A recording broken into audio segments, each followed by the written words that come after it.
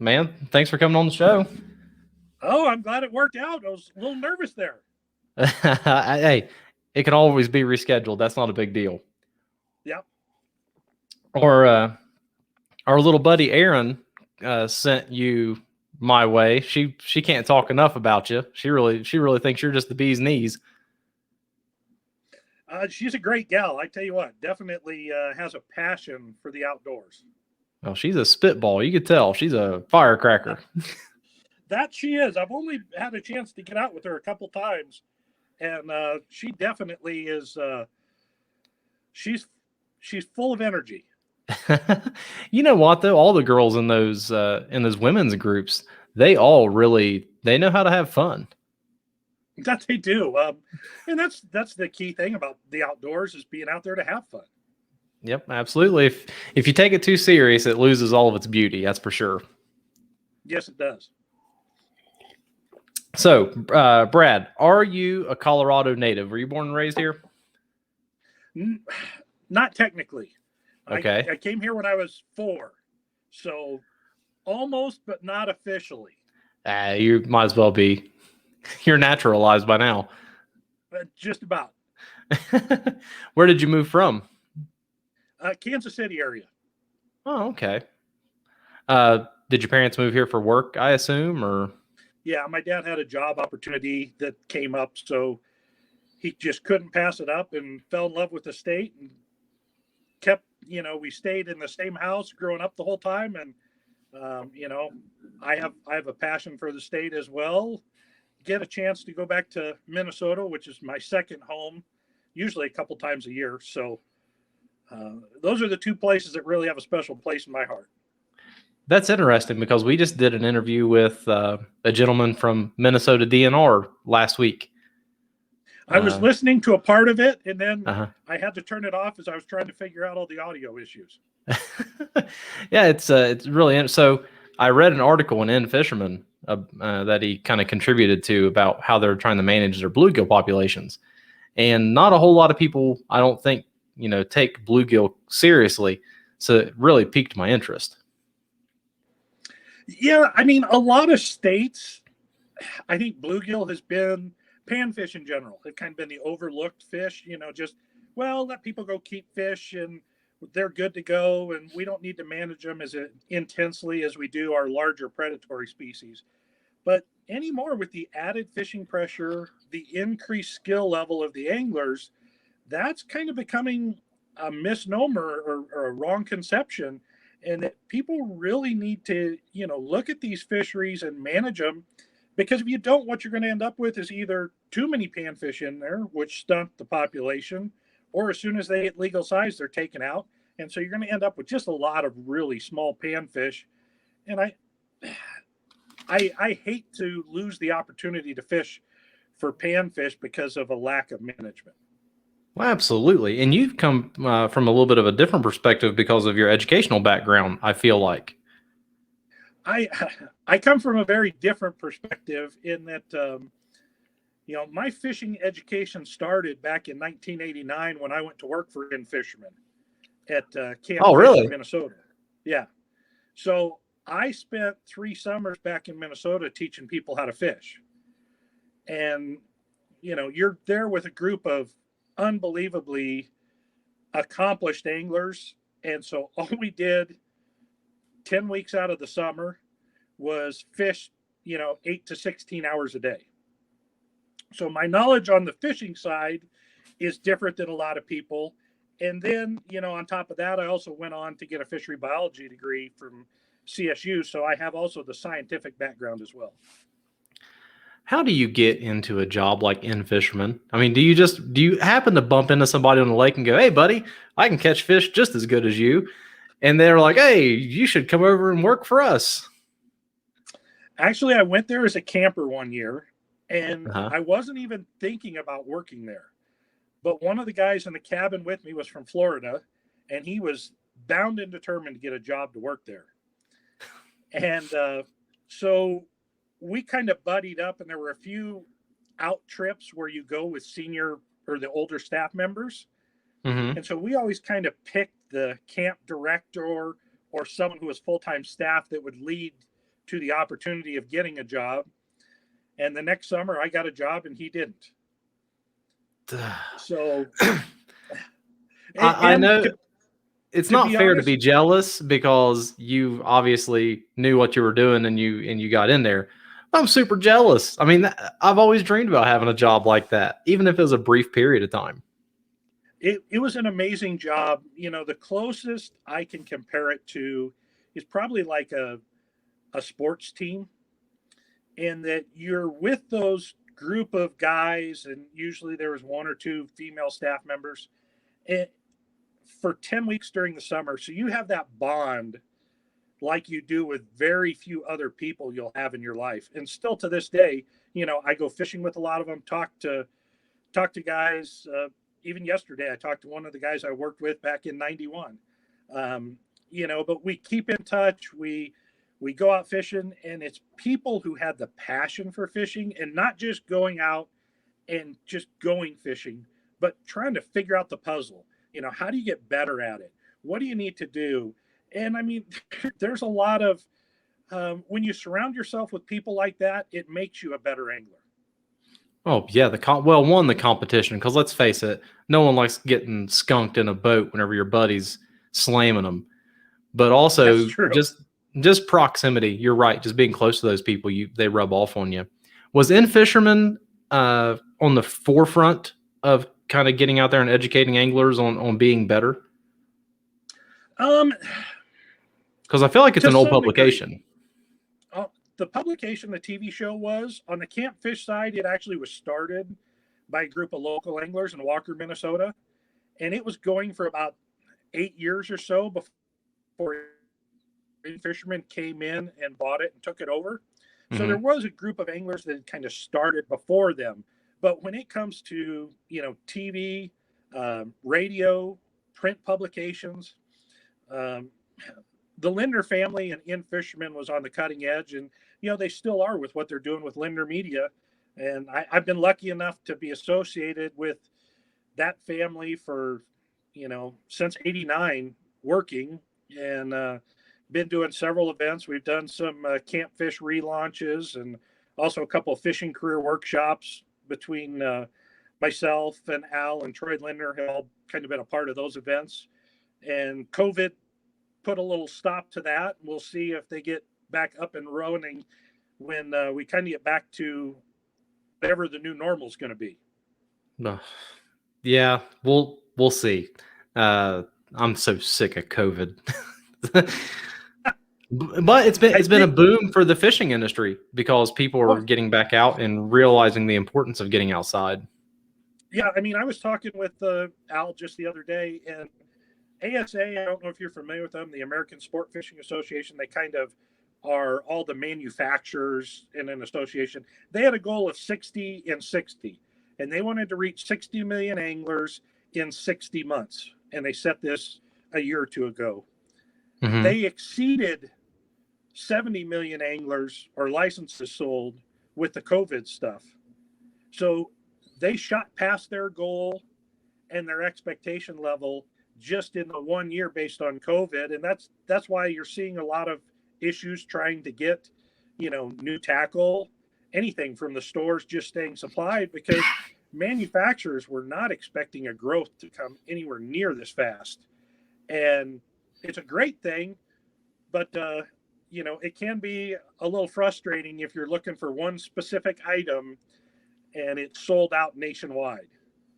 It can certainly be frustrating. Also, it just adds fishing pressure onto local areas. And we're going to talk about fishing here in a minute. Once I get past all this background stuff, because I feel like the background stuff is really important to what you're doing right now. Because Right. not only did you do the in fisherman stuff, you went to CSU and got your degree. You were also a tournament fisherman, right? Yep. Yep. Uh, Still do a little bit of tournament fishing, but I you know, I started tournament fishing back in '93, '94, fished for several years, and then took a little bit of a break and got back into it and jumped in like 2012. And since then, I've won two of the Colorado Walleye Association Team of the Year awards and fished both Colorado, Wyoming, and then also the Master Walleye Circuit in states like, South Dakota, Minnesota, North Dakota, fished Nebraska as well. So kind of fished all over the country. Do you feel like the lessons you learned and the pressures that you were under tournament fishing helped you with the guiding stuff as far as the pressure of making sure people catch fish? Because I'm sure it's real. It is. It's a different type of pressure. In tournament fishing, traditionally, it's for your people that are familiar, it's more of a BASS format, your 5 biggest fish. So you may be targeting a bite that may only produce 8 to 10 bites in a given day, but the right size fish that you're looking for. Guiding, almost always what you're shooting for is action. And so that's more like the Major League Fishing style. How many fish can you catch in a day? Because it's amazing how many people you take out and you have a decent day, maybe you catch 20, 30 fish in the day, and they're just mind blown. I can't tell you the number of times I hear, boy, this has got to be the best day you've ever had fishing. You've never caught this many fish before. And so your mindset's a little bit different in how you approach it, but paying attention to details in both tournament fishing and guiding is one of the keys to success. And a lot of people talk about how fishing is very relaxing, and it is. But for me, my mind is constantly going. I've got a computer going, and every little thing I see is data that's going in to help me figure out what's going on, whether it's stuff on my electronics, how a fish bit, did it bite when we were going faster or slower, which direction were we going, has the wind changed, did that bird just get a minnow over there, all that type of stuff. You're collecting that information to try to come up with a pattern so that you can be successful day in and day out. And as far as your college education, did you get that degree with the knowledge that you'll be able to use that in the future, or was that just something you've always been interested in? Kind of a combination of both. It was something I'd always been interested in, and I figured that some of the information I had from my in-field experience would pay off to the scientific side and the biology side.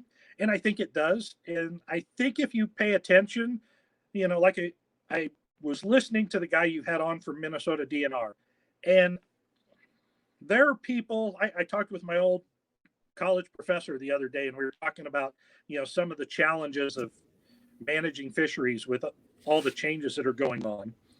And one of the things that he said is there are biologists who have the degree, but they're more the scientists. They want just the data. That's all they are. And then there's managers, and the managers really look into how the outside factors, other than just the data, affect a fishery. And I thought that was one of the great things about the guy from Minnesota is you could tell he was also an angler as well. So he's trying to figure this out, not just for a scientific, is this the numbers I put out there, but how does this impact the angling? What is all this new angling pressure going to have on the fishery? That's an unknown that managers are having to deal with on the fly right now. It's unbelievable that how much that added pressure, Colorado, I've heard anywhere from 100,000 to 200,000 new fishing licenses last year. And if you spent, I know you're kind of new to the state, but anyone who's been around for a while who went out, the lakes were twice as crowded as they've ever been. And that's something that a manager needs to look at and say, what is that added pressure? How is that going to impact the fisheries? Do the fish seem, well, okay, this is a brand new phenomenon, so it's really hard to answer this question. Do you think the fish will adjust to that by just avoiding certain areas, moving into different areas of water, lockjaw, just not biting? I mean, fish can't just not bite. They have to eat to survive. Mm-hmm. Now, will fish possibly turn more nocturnal? They could. Will they possibly move to a little bit different area that they're setting up and get less pressure on? That definitely could happen. And then they're also get conditioned to new lures. There's always those hot new lures that come out, whether it's the wacky worm or some of those rigs, the chatter baits for bass fishing that have come out. And man, for the first couple years before everyone knows about it, you can't go wrong with those lures. And then as more and more people start fishing it and the fish start seeing it, you aren't nearly as successful with it. It's not that the lure doesn't work, but it's that they're getting more conditioned to seeing it, so they're less likely to bite it. And a lot of times that's where if you're paying attention. I was watching the Major League Fishing earlier today, and they're down on Lake Eufaula in Alabama. They're catching a lot of fish on spinner baits. You know what? Spinner baits 5-8 years ago, you never heard of anyone fishing a spinner bait. It was a chatterbait or a square bill crankbait. That's what they were doing when the fish were up shallow. Mm-hmm. Well, the fish are starting to get conditioned to a little bit of that stuff. So some of those old traditional presentation styles can come back and be, real successful. And so I think that's what you're going to see a little bit more of. And when you're going to get on those bites, the really good bites, you're finding areas that are getting a little bit less pressure, so those fish are more receptive to bite. It's so funny. I was just reading an article today about the wacky rig Cinco, and how a lot of bass fishers or anglers, they kind of poo-poo on it because it's one of these, like, it's like a hack is what they called it, because bass always they can't resist a wacky rig for some reason. And Mike Iaconelli was talking about how they might say those kinds of things, but every single bass angler has a Cinco rigged up, ready to rock and roll. And on top of that, it's one of those lures that's stood the test of time. Like how you said, some baits kind of come in phases, 2 or 3 years, and then go away. He said the wacky rig is just something that seems to work all the time. It does, but if you've paid attention, people are starting to fish it a little bit different. The stick worm. Originally it was all wacky rig. Now you're seeing, the Nico rig coming up, which is kind of the same thing, but there's a little modification. The weight in it, the way you set the hook, it changes the action a little bit. Then you look at, VMC a couple of years ago came out with skirted Nico weights. So all of a sudden there's a skirt on the end of your stick worm. So there's these little modifications that keep going to make it more effective. And Ike would be one of the ones that would really know, because, he spent time going over to some of the places like Japan that has a lot more fishing pressure on all their bodies of water, and seeing the little nuances that they're doing to be more successful. He's the one that helped bring the Tokyo rig back from Japan. And it's something that you look at and you would go, man, that shouldn't work. I got, a big wire, a big weight, we want to make our presentation small and compact. And yet, because of the way it makes the lure move in the water, it's so different than anything else you've seen, or that the fish have seen, that it's unbelievably successful. It's so funny talking some kind of fishing that doesn't involve a trout. Since especially in Colorado.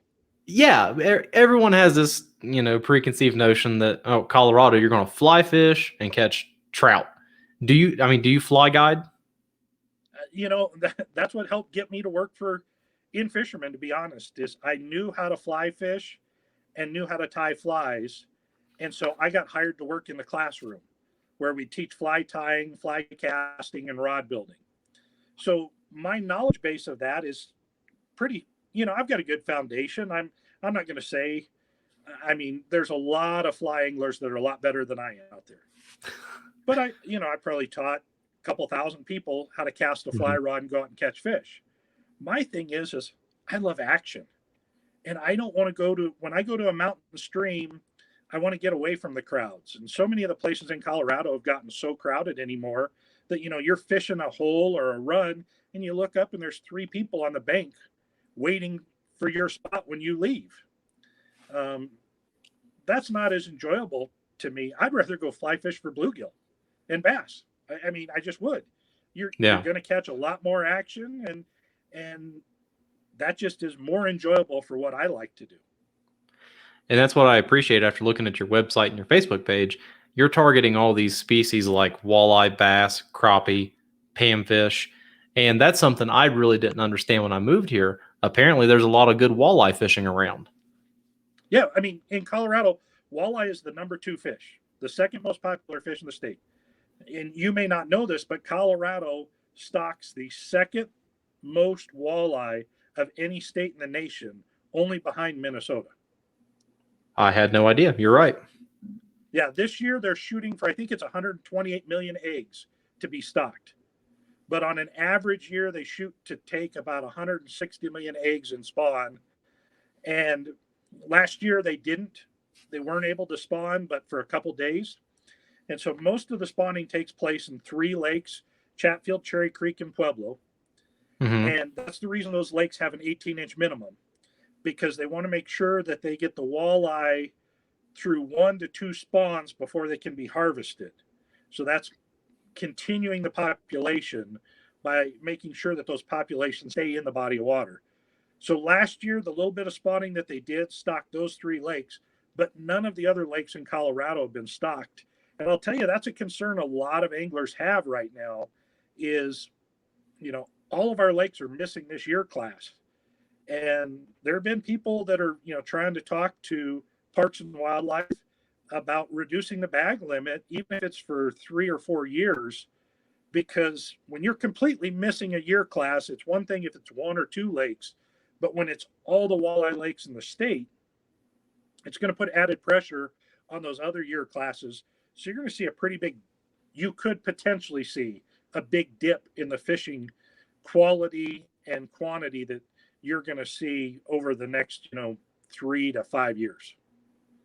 And that's something that the Minnesota DNR gentleman was talking about with, we were just specifically talking about panfish, about how those year classes affect different species. So with bluegill, if you overharvest a year, it could really hurt for the next decade.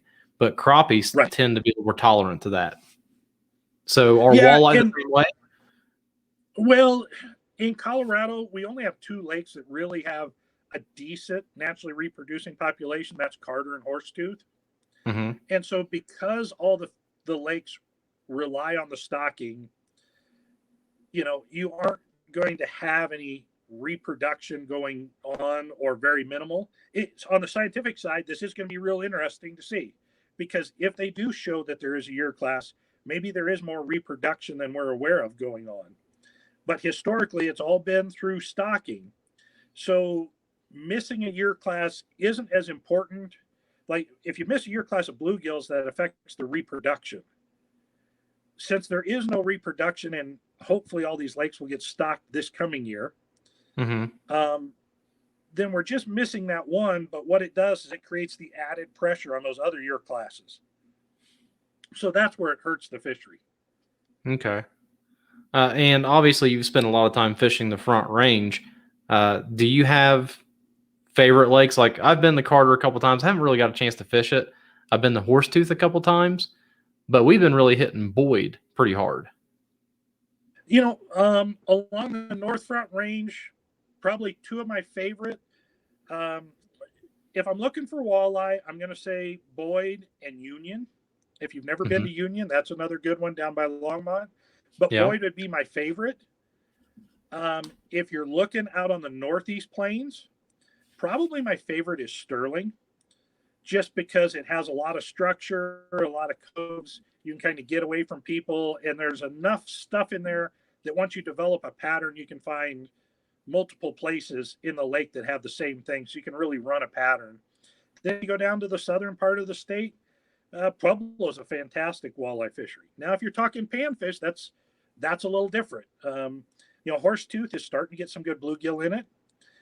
But I would say your better bluegill lakes along the Front Range, the North Front Range, are going to be your Boyd. Lon Hagler has some bluegills in it. And then St. Vrain State Park, the ponds down there are really good. You go out east, and it's Jumbo. Jumbo's the best one. They've netted 2 fish over the state record out there for bluegill. And then, down south, you're probably looking again at Pueblo. But a lot of our really good bluegill fishing is in our smaller ponds. That's where the number numbers are most prevalent is in the smaller ponds along the Front Range for numbers of bluegill. Now, I know you mentioned crappies. The best crappie fishing, Bodecker's pretty good for crappies. That's probably my favorite along the Front Range. And then go down to the south, either Pueblo, John Martin have great crappies, or both Sterling and Jumbo are managed for quality crappies. They've got a 10-inch minimum on them. And actually, Bodecker's going to have that coming up this year. It's so funny you mentioned Bodecker. I just live maybe 2 miles from Lon Hagler and Bodecker, so I get to go out there pretty frequently. But to look at Bodecker, it's so low right now. It doesn't look like it's much of a lake. And I heard that recently there was a fish kill or something that happened in there, and just the quality of fishing kind of went down a little bit. Basically, Bodecker always has this amount of fluctuation in it. So this actually isn't. A couple of years ago, it was quite a bit, even a couple feet lower than it currently is. So the fish survive it. It does get some periodic fish kills, but they're usually not a complete kill. Mm-hmm. And a lot of times, what really gets hit in the fish kill is more of your shad. Okay. So the panfish seem to survive okay. There's some small walleyes in there. There's some pretty decent catfish, and the white bass are doing good. Last year, I know that the crappies and the white bass were pretty impressive in that lake. So don't be worried as much about that. Jumbo, on the other hand, Jumbo got down to where they put a salvage on it. They were afraid they were going to lose the fishery. But from the ice fishing reports I'm hearing, the fish did survive. But what type of impact did that have? No one will really know until you can get out there and start fishing. I think the boat ramp's going to open April 1st. All right. So ice off is coming around the corner. Springtime's rolling up. I am super geeked to stop catching trout through the ice, and I'm going to start fishing for panfish. As the weather warms up a little bit, what are some things you're going to be looking for, and how are you going to start targeting some of these bluegill, crappie, perch, things like that? First thing I'm going to do is I'm going to head to the ponds. They're going to lose their ice first. Some of the ponds were actually pretty ice-free before our last cold snap. So I would expect them, some of them probably are losing their ice right now, but we've got another week of cold weather coming up. So you're probably looking March 3rd to 5th or so. I'd say those ponds are going to start to open up. And what I'm going to do targeting those ponds is I'm going to look for one of two things. I'm either going to look for rock or concrete, something that's going to warm up faster, or mud, usually associated with cattails. Those are the two areas that are going to warm up fast. The life of the bug life and the plankton and all that is going to start going there quicker, which is going to draw in your panfish. And then the key to catching them is, remember, the water temperature is still cold. You need to go really slow. So I'm going to use some sort of a pencil float and probably kind of a light ice fishing jig tipped with a small, plastic or maybe a spike, and just pull it about a foot at a time and then let it sit. And then pull it about a foot and let it sit. And you need to let it sit for, 2 to 10 seconds each time, because it's going to take a while for those fish to kind of move up and start, getting interested and to actually take a bite out of it and see if they like it. And the nice thing about springtime fishing is, if you don't like getting up early, it doesn't hurt you one bit to sleep in, because the best fishing is usually from about 2 p.m. till dark as the lakes are starting to warm up. Yeah, the warmest part of that day. And that's kind of a weird phenomenon that I've had to explain to my people back in Ohio, that even though because I told them I was moving, and they said, oh, it's just going to be snow and cold all the time. And they're out back in the Ohio River Valley without power because they've had ice storms and snowstorms. They've got 10 inches of snow or something. And I can look out my door and there's no snow, and I'm walking around in shorts and a t-shirt. Hey, don't tell them. The sun is a crazy thing here that I've had to learn how to deal with. Yes. And not only that, the sun warms things up a whole lot quicker out this way. Yeah, and the water quality and clarity is just so much better.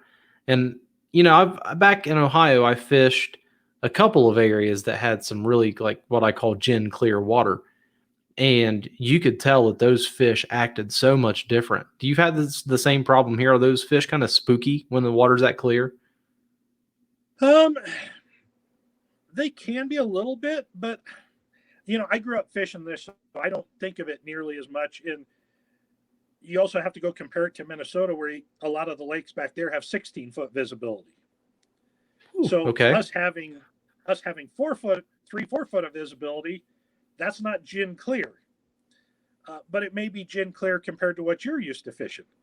So it does cause the fish to be a little bit more um, skittish, and I think it allows them to maybe pick apart a presentation, and that's why downsizing, especially on heavily pressured areas, is going to be more successful. You see the guys down in Mississippi, and they were fishing with quarter-ounce weights, minnows, and 10-pound fluorocarbon for crappies.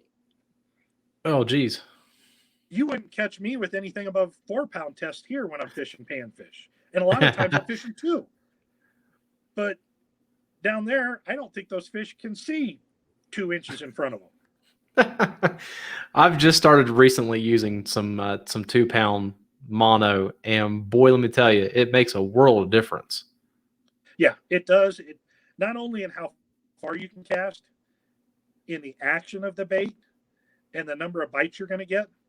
Now, one of the big keys with using that light line is having either a good quality reel or being real comfortable back reeling, because you're going to get bit by bigger fish. And Hmm. if you want to land those fish, you need to be able to fight them, and it may take a while.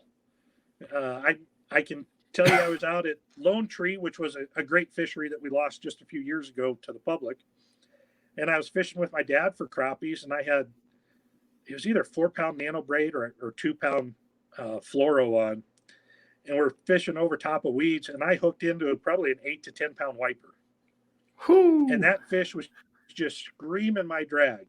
And normally my dad is a little bit slow on the net. He takes his time getting up there to net a fish.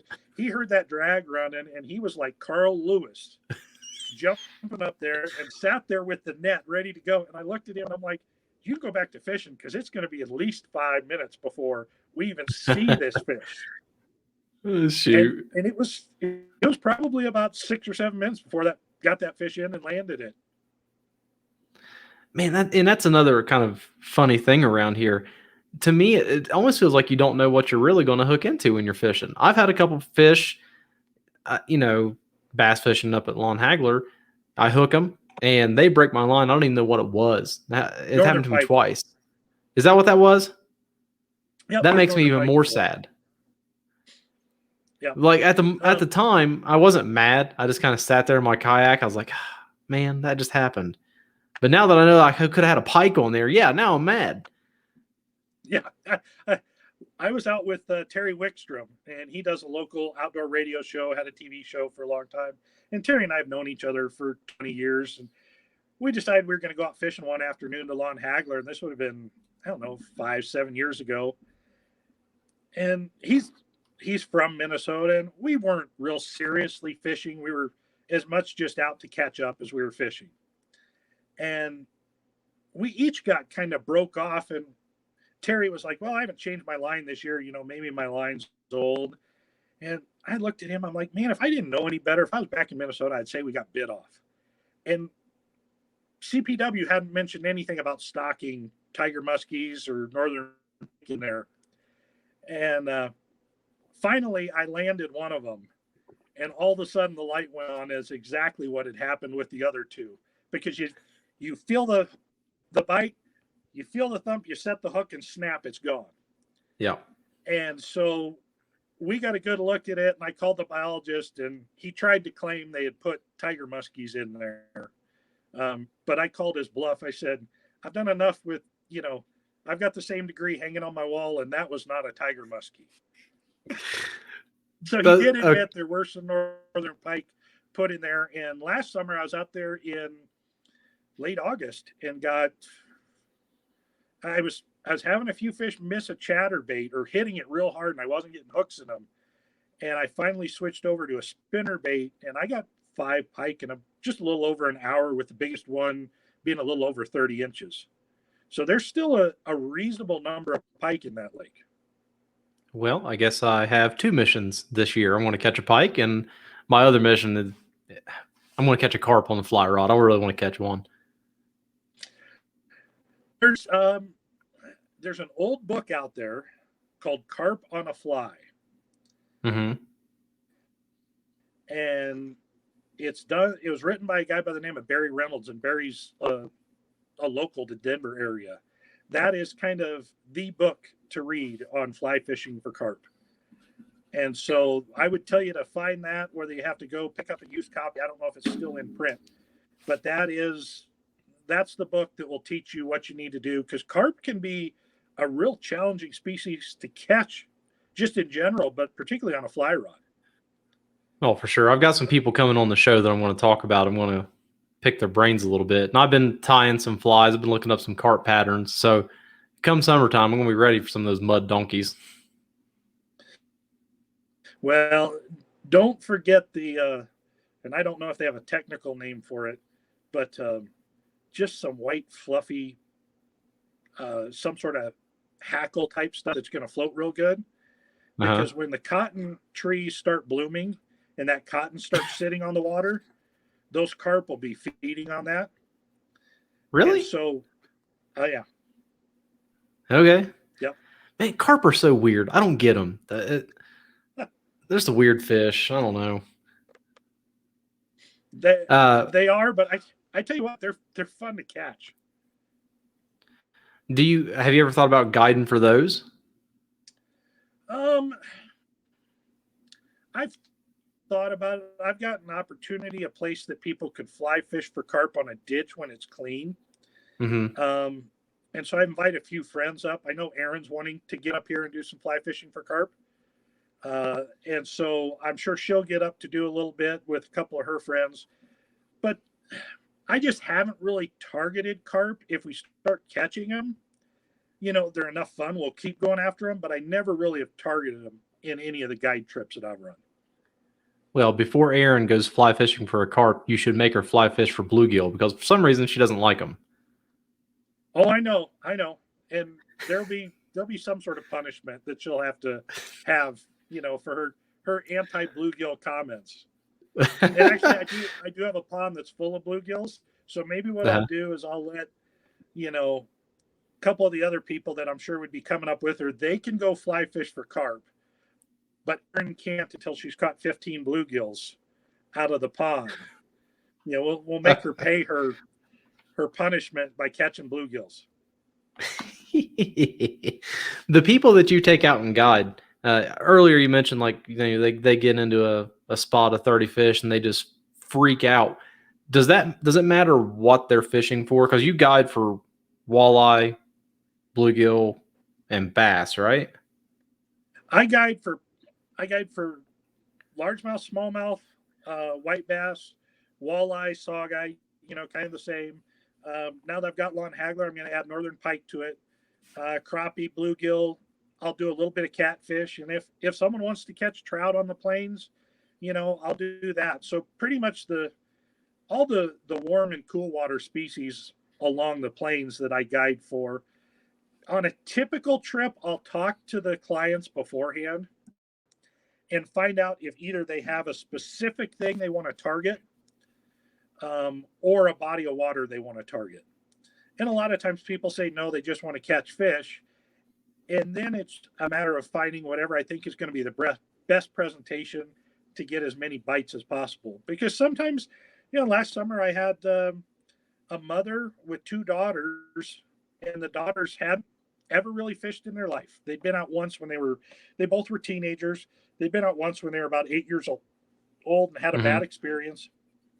And the mother grew up fishing with her dad and her grandpa and just loved the memory. And so decided she wanted to get them out fishing before they got done with high school. And we went out to Jackson and trolled for wiper, because they'd never cast it. They'd never done anything like that. So I had to kind of narrow it down to, okay, we can put a rod in a rod holder, and I've got line counters, and you just let line out until we hit whatever the number is. Click it over, and when it starts tugging like a freight train just hit it, you know the wiper's on. And I mean, they had an absolute blast. I think we were pushing close to 40 fish, multiple doubles, and even one triple, which was that was a circus going on with three people who barely fished, all trying to land fish going every which direction. Um, but they had a blast doing that. But if I would have said, let's go out and try finesse jigging walleyes in 30 feet of water, they weren't going to be able to do it. Yeah. Those early days of guiding, first of all, what made you decide to give guiding a go? And what were those early days kind of like? Realistically, it started back when I was working at Camp Fish. That's basically what we were doing. Each morning and afternoon, you had either 2 or 3 new kids in your boat, and you were fishing one of the 5 lakes we were on, or going to an area lake and taking them out targeting a species. So I started kind of at a young age of doing that. And that's what I really love. I love the educational aspect of it. And I've always had a passion for teaching people how to catch fish and go out and enjoy it, because we know that fishing right now is a popular thing to get involved with, but it's the catching that keeps them hooked on fishing. They don't have to go catch every time, but you have to catch something. And how many of us started off with a red and white bobber and watching the thing starting to go up and down in the water and then going away, and that's what got us excited about fishing. And so I started doing that, and between guiding or between tournament fishing and other educational programs, it was just kind of a natural course to go into guiding. And being able to be out on the water and learning, you learn new stuff every day, taking people out, and you find new things of different bodies of water, maybe new patterns that you hadn't found in the past. It really makes you hone your skills. Yeah, and I assume whenever someone shows up for a guided trip, you have everything they need. They just show up.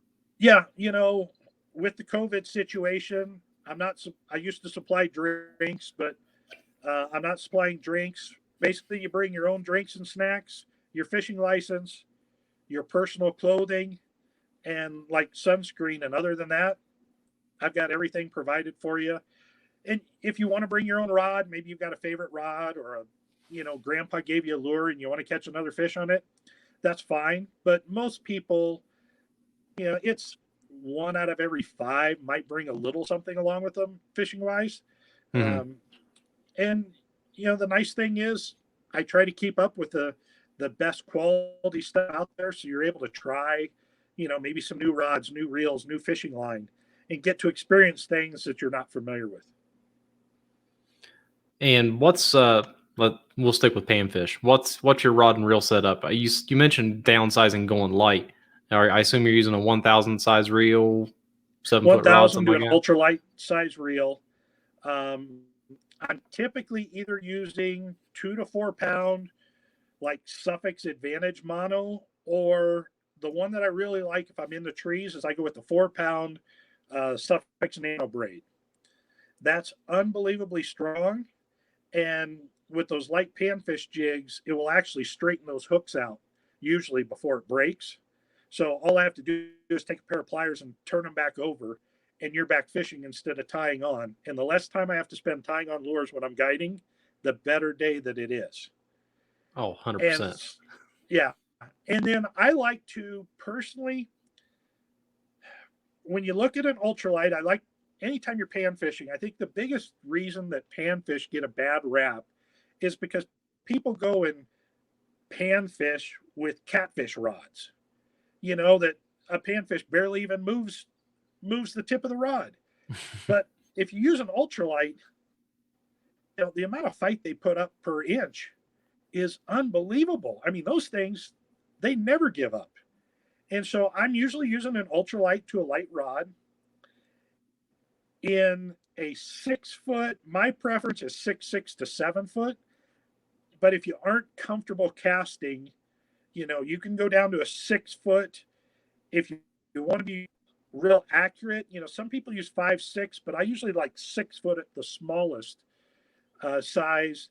And then I'm going to be throwing jigs that are typically 1/16 to 1/32 ounce in size. And that setup, man, you can cast those a country mile. If you try casting those on a heavier rod, all it's going to be is a day filled with frustration. Yeah, me and my buddy were just talking about this the other day about how much we enjoy our 7 foot rods these days, because he was always one of those guys that did a 6 foot or 6'6", and even 6'6" was kind of pushing it for him. And I put a 7 foot in his hand. I said, "Here you go, try this, just see what you think." And just the difference in precision and casting ability is amazing. It is. And the nice thing about rods are ultralight rods, typically you can get a good quality rod that isn't that expensive. A lot of what I run are the Shields rods, and Shields has some great 6'6" and 7 foot ultralight rods that, they aren't going to cost you an arm and a leg for a rod and a reel. You can be in it for under $100. And nowadays, there's rods and reels that are, up in that $400 or $500 range each. And you won't catch me paying $400 or $500. What's that? You won't catch me paying $400 or $500. I'm way too cheap for that stuff. We'll see. I don't know about $400 or $500, but we'll get you out on a jig fishing bite for walleyes, and you'll understand for certain rods, spending that extra money is worth it. And ultralight is not one where sensitivity is as crucial. It's more the action, how the rod bends so that you're able to use that lighter line. And, that's what I look for in an ultralight rod. Yeah. I'm not a snob when it comes to gear. I'm just a tightwad. Like I've got a few rods that I really enjoy, and I'm like, okay, I'm good here. I don't have to upgrade. I catch fish. I know there's better stuff out there. Just you've spent a lifetime collecting this stuff. And I think that's what a lot of people don't understand. It takes a long time to collect gear and get your setup the way you want it. Oh, it is. And it's become even more of a case where, in the last 10 years, the tackle manufacturers have created a lot of presentation specific rods and reels. And a lot of people get confused by that. They think, man, if I want to go throw a spinner bait, I need a spinner bait rod. Well, you know what? You don't have to do that. There's a lot of rods that will kind of, get a medium heavy, moderate fast action. Man, you can use that for crankbaits, spinner baits, chatter baits. It's finding those areas of how you like to fish and picking a few rods that really kind of cover the gamut. And then you're going to be good to go to start off. If someone's looking for just one rod in Colorado, I'm going to tell them to go probably, a medium light rod, because a medium light, you're going to be able to catch, cast your panfish lures. You're going to be able to catch walleye. It'll catch bass, but it's also going to be really good for trout up in the streams or up in the mountain lakes. It's an all around rod. You start getting too much heavier and you aren't going to be able to cast the little panfish lures. You go too much lighter and, it's going to take you 15 minutes to land that 15-inch walleye. Yeah. And that's a lot of fun. You want to get back out there again too. I am so stoked for the ice to be off. I've got a friend flying in, and we're going to do a 2 or 3 day ice fishing kind of rally. We're going to go to Han Holes. I'm going to try Boyd if the ice stays on, because he's never done it. But once he's gone, I'm going to switch gears and I'm going to get ready for open water. Yeah, I was hoping to get out on my last ice fishing hurrah over the weekend, but I had a water pump go out on my truck. So I was playing mechanic all weekend instead of ice fishing. Skip that. I would have walked. That's just because I hate working I wanted on to make sure the truck was ready so that the boat could hit the water as soon as the boat ramps open. There you go. Okay, you're right. You did the right thing. One last question I've got. Obviously, with your wealth of knowledge and experience, do you do any kind of angler mentors through CPW? I don't do it through CPW, but I do a lot of angler mentoring. One of the things I didn't go back on kind of my fishing career history, I actually was the first hire for the angling recruitment and retention program while I was in college up at CSU. They hired a full-time person kind of in charge of the program, but the hands-on person, I was the first one hired because of all my experience back working for In Fisherman.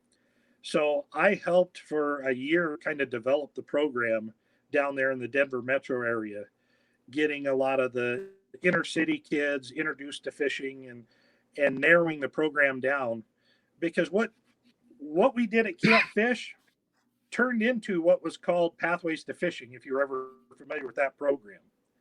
I don't That was think all so. taken from the curriculum. And it's sad that that program isn't around to be utilized more, because it had 12 stations, and the kids would go through and spend about 5 to 8 minutes in each station. And by the time they were done, you talked about ecology and conservation and fish identification and fish anatomy and knot tying and fish species and presentation and location, and you covered all these topics to where an individual going through it would have the basic knowledge they need to go out and catch fish on their own. And I think that's one of the biggest things us as anglers need to be out there doing, whether it's through CPW or whatever various organization. Take the time to help those new anglers understand the basics so that they can go out and catch fish on their own.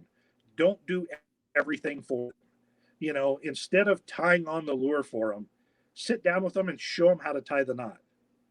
And you do it a couple times, and then you have them do it a few times. And have them help pick out what lure.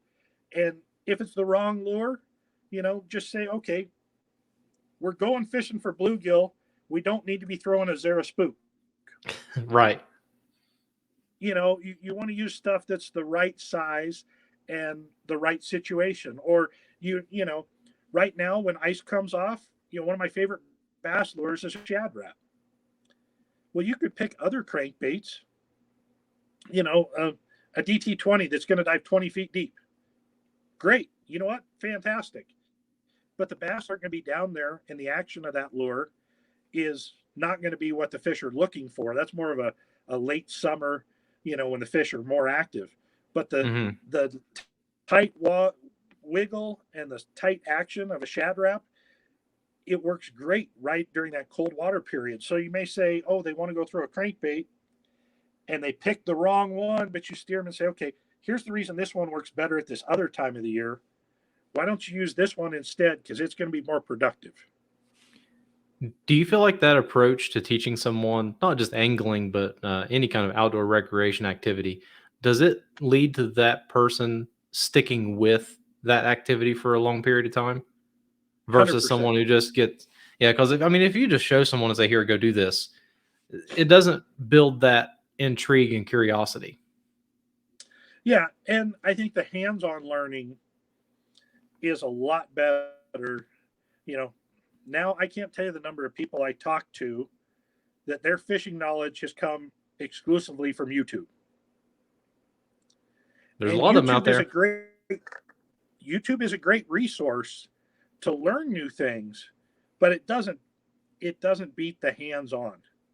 Because if you're out there with someone who understands a presentation, you're going to understand the nuances of what makes them good. You can go out and sit there and talk to someone about fishing the wacky worm, that we were talking about earlier. Mm-hmm.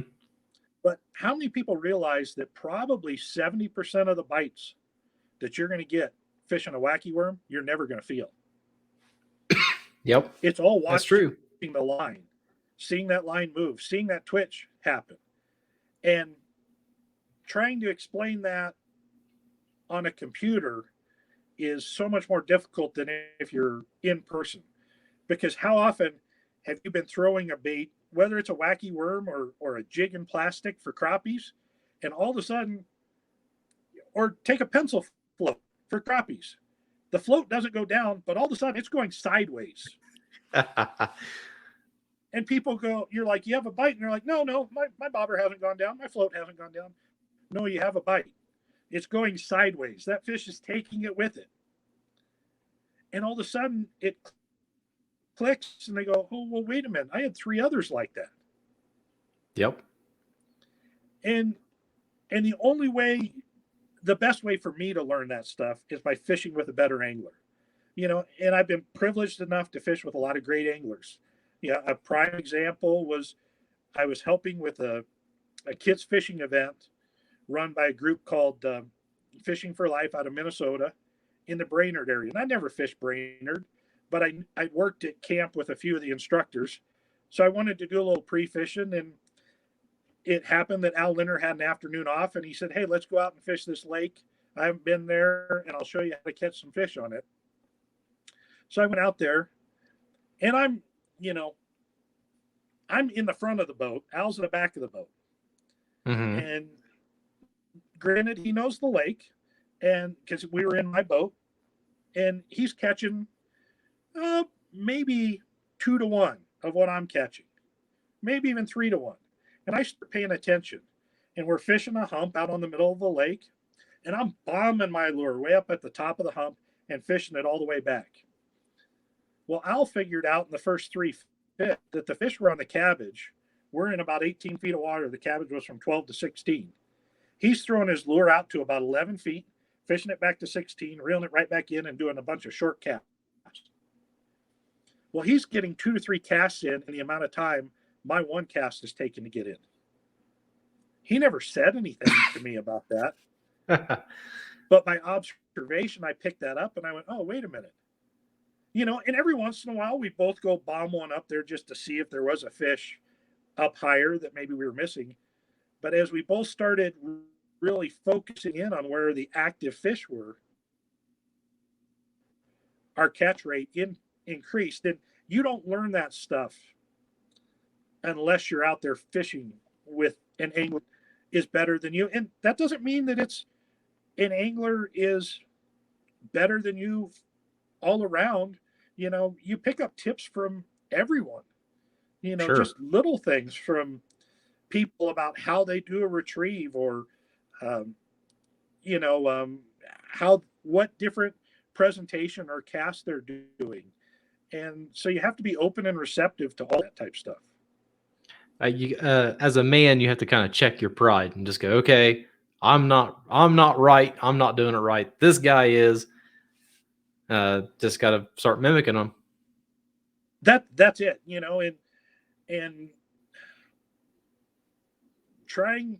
I think that's one thing that I also learned in tournament fishing is my partner and I fished similar, but we each had our baseline for like jig fishing or stuff like that. Our retrieves were a little bit different. Mm-hmm. But man, if the other person caught more than 2 fish and him or I, caught one, we were becoming the quickest mimic you'd ever seen. And it happened, both ways. There were times that, I'd be the one putting the smack down out there, and there were times that he'd be the one doing just the same. But we were able to really quick figure that stuff out. And, being able to figure that out and being a versatile angler. I think some people who have tough times fishing, one of their biggest problems is they become stuck in a rut fishing one particular presentation one way year round.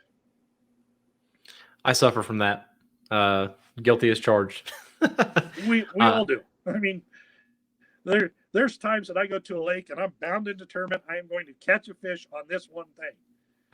And I'll sit there and get my tail handed to me because I'm too stubborn to change. Oh God, it's a curse. As an angler, you have that confidence lure, and you're like, okay, I always catch fish from this. Is this going to work?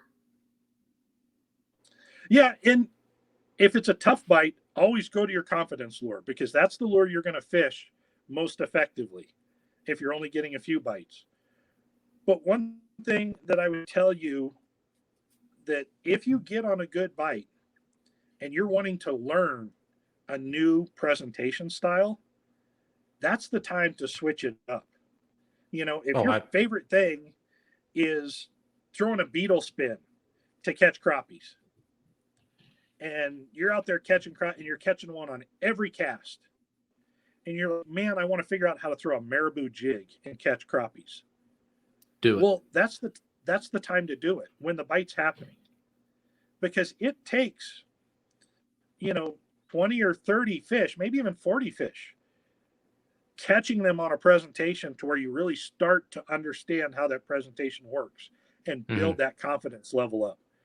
So that's the time to try new presentations. And every year, I put a list together of new presentations that I've seen, other anglers using, or maybe that I feel are weaknesses for me that I want to spend a little time getting better at. And those are the ones, when I'm on that good bite, I'm going to throw those out there to catch a few fish.